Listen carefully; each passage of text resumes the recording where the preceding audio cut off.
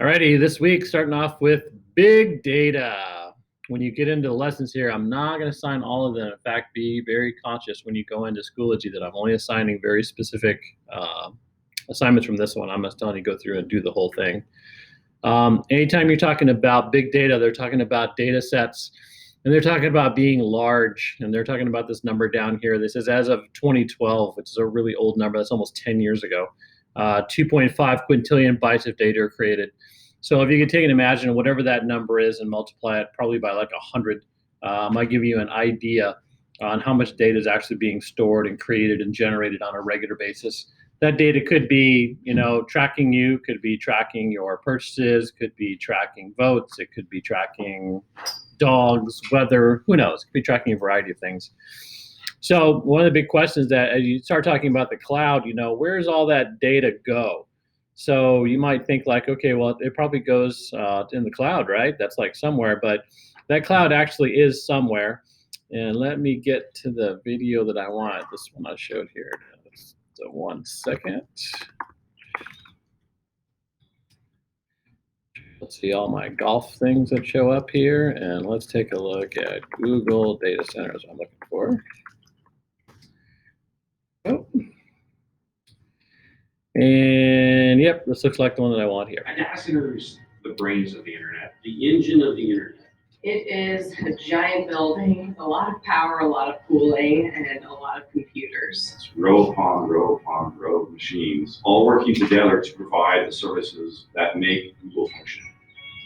I love building and operating data centers. I'm Joe Cava, Vice President of Data Centers at Google. I'm responsible for managing the teams locally that design, build, and operate Google's data centers. We're also responsible for the environmental health and safety, sustainability, and carbon offsets for our data centers. This data center here in South Carolina is one node in a larger network of data centers all over the world. Of all the employees at Google, a very, very small percentage of those employees are authorized to even enter a data center campus. The men and women that run these data centers and keep them up 24 hours a day, 7 days a week, they are incredibly passionate about what they're doing. In layman's terms, what do I do? I typically refer to myself as the herder of cats. I'm an engineer, hardware site operations. We keep the lights on and we enjoy doing it. And they work very hard. So we like to provide them a fun environment where they can also play hard as well. We just went past the 3 million man-hour mark for zero lost time instant. 3 million man-hours is a really long time, and with the number of people that we have on site, that is an amazing accomplishment.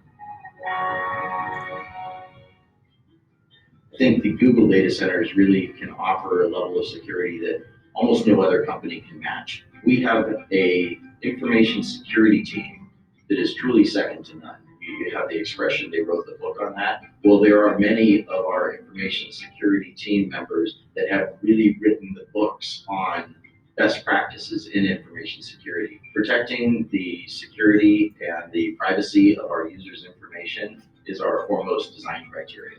We use various layers of higher level security the closer into the center of the campus you get. So just to enter this campus, my badge had to be on a pre-authorized access list. Then to come into the building, that was another level of security. To get into the secure corridor, which leads to the data center, that's a higher level of security. And the data center and the networking rooms are the highest level of security. And the technologies we use are different. Like for instance, in our highest level areas, we even use underfloor intrusion detection via laser beams. So I'm going to demonstrate going into the secure corridor now. One, I have to be on the authorized list with my badge. And then two, I use a biometric iris scanner to verify that it truly is me. Okay, here we are on the data center floor. The first thing that I notice is that it's a little warm in here. It's about 80 degrees Fahrenheit. Google runs our data centers warmer than most because it helps with the efficiency. You'll notice that we have overhead power distribution. Coming from the outside yard, we bring in the high voltage power distributed across the bus bars to all of the customized bus taps that are basically plugs where we plug in all the extension cords. All of our racks don't really look like a traditional server rack. These are custom designed and built for Google so that we can optimize the servers for hyper efficiency and high performance computing. it's true that sometimes drives fail and we have to replace them to upgrade them because maybe they're just no longer efficient to run.